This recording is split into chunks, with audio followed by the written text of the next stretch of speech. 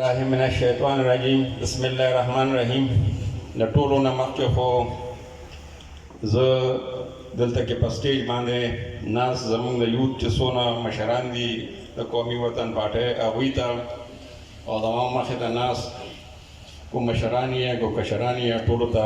په جمع سلام پیش کوم او د هغې نه بس زه دا وایم چې زاریان یم چې دا تاسو ما تقریر له ولې باسئ ما ته چې په ژوند کې ګران کار دی هغه یو تقریر کول دی زما د قومي وطن پارټۍ ډېرو درنو کشرانو بلالو بچو هره پارټي بلکې پارټي نه هر ملک چې چلیږي نو هغه په ستاسو رنګې ځوانانو باندې چلیږي چې کوم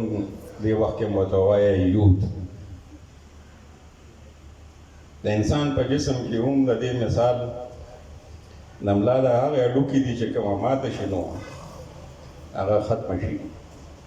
انسان راغونډ کېږي زموږ یوت لږ کمزوری دی په سوشل میډیا کې په هر ځای کې څنګه چې زما د کشرانو وویل خو زه ته بیا مطمئن یم په دې باندې چې د پی ټي آی او د عمران خان د یوت په شانتې نه دی او نه د پی ټي آی په شانتې دی چې هغوی د پاکستان ملا ماته کړه په دې یوت باندې زما په نظر کې چې دا یوت یې څونه خراب کړ او کوم ځای ته ورساو نو دا هم د ملک تبعی ده یو ملک چې خرابی نو د هغې به د ټولو نه مخکې به د هغې له نقصان چې ورکوي نو د هغې به کشر کول خرابی نو دې پارټۍ ته به وګورئ نو هغوی زموږ د ملک د پاکستان هغه ریډ کې هډې یې ماته کړه اولنی ټارګټ یې دا یوت و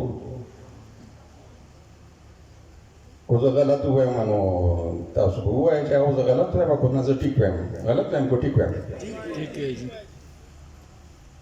ګډه تماشې ډانسونه تېرې شوې ورځو کې یو ورکوټې غوندې دغه وشو د مشر په وینا باندې ایمل خان راغی زموږ ځای ته دا بدقسمتۍ نه هغه شی زما په پیج وچلېده ګنې زه داسې د پی ټي آی والا شیزونه نه ګورم نو هغه چې څونه هغه کمنټس په ما کتل او دا کومې طریقې سره چې هغوی هغه تاسو وایئ لکه دا یوت ډېر تیز دی که نه نو تیز دی بېشکه خو تاسو چېرته یاد کړی دی چې د هغوی د یوت هغه کیلیبر څه دی کیلیبر مله کتلی دی نو ما دغه د هغوی د یوت هغه کیلیبر وکتل چې د خدای ظالمانو دا خو یې د ملک تباه او برباد او افسوس هم راځي په دې خپل ملک او په دې خلکو باندې چې د خدای ظالمانو تباه شوی برباد شو بیا هم نه پوهېږي بیا هم هغه پسې چې ډېر ټوپې اچولي او بس عمران خان دی او جنډې دي او تماشې دي او جینکې دي او به څوک جینکو کتو لځي او څوک څه لځي او څوک څه لځي خیر زما نه زیات تاسو هلکان دغه شیزونه ډېر زیات ګورئ دا فیسبوک او دغه مونږ له خو پرې نور څه نه راځي بس یو دوه درې ټکي مې زده کړي دي او ماشاءالله الله دې وبخي او زبردست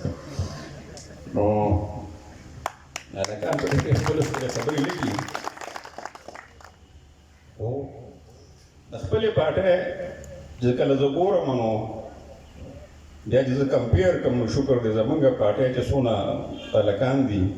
نو هغوی دونه فضول لیکل نه کوي او امید به همدانه لرم چې داسې فضول لیکل به نه کوئ نور دا پروجیکشن کوئ څونه چې زیات کولی شئ دغه ځای کې زموږ ډېره کمزوري ده خدای رښتیا زه یو داسې سړی یم چې عجیبه غوندې سړی یم عبدالرضا یو ځای د چیف ګیسټ غوښتي وم نو مونږ هغه چې څنګه زموږ مشران داسې سکندر خان تمخیل نه اکثر یوازې روان وي نو بس مونږ هم داسې یوازې روان شو چې لاړو نو نیغ سټیج ته لاړو چې چا وخت یو غسر املاس نه لو کما ته یې سرجی خدای او رسول ته وګوره د خو د دروازې لراشه د دروازې لراله مالته کې بلا ما شومان ولاړو پر دستې املاس کړي او ته به یو ځای جرنیل مو د جرنیل په شان روان کوم خدای پاک ما خپل کس ولې نه راوځه دا دونه ښه موقع مې ولې ضایع کړ نو دغه ځای کې موږ لږ پاتې راشو دغه زمانم دا غلطیانې زموږ نه کېږي نو موږ لا پکار دی چې داسې غلطیانې نه کوو نو نور باقي تاسو کشران یې زه چې ستاسو دا خبرې واورم او بیا په خپله خبرې کوم نو ماته څه ډېر عجیبه ښکاري چې هلکه مونږ خو ډېر دغه یو زمونږ خو څه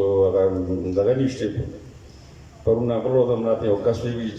نور ښه شوي خو دا لاس پکې کله داسې نه وي او کله داسې نه وي نو زه په دې نه پوهېږم چې دا زه ولې نه وایم دا لاس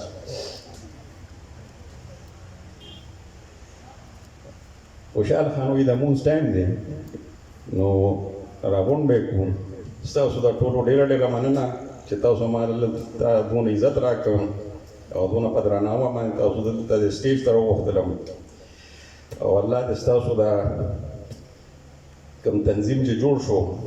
خدای دې دا نور مخکې هم برابوزي او زموږ دپاره او زموږ د پارټۍ دپاره دې د فخر یو مقام شي ستاسو د ټولو ډېره ډېره مهرباني شکریه